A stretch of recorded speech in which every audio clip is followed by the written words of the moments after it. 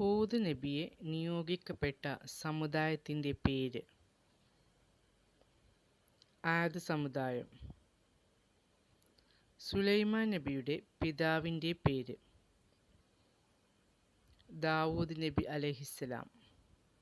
യഹിയ നബിയുടെ പിതാവ്. സക്കരിയ നബി അലൈഹിസ്സലാം. ആദ്യത്തെ വേദഗ്രന്ഥം തൗറാത്ത്. പക്ഷികളുടെ ഭാഷ വശമുണ്ടായിരുന്ന പ്രവാചകൻ സുലൈമാൻ നബി അലൈഹിസ്സലാം. സക്കരിയ നബിയെ ഖുർആനിൽ എത്ര പ്രാവശ്യം പരാമർശിക്കപ്പെട്ടിട്ടുണ്ട്? 8 പ്രാവശ്യം. വിവാഹം കഴിക്കാത്ത നബി ഈസാ നബി അലൈഹിസ്സലാം.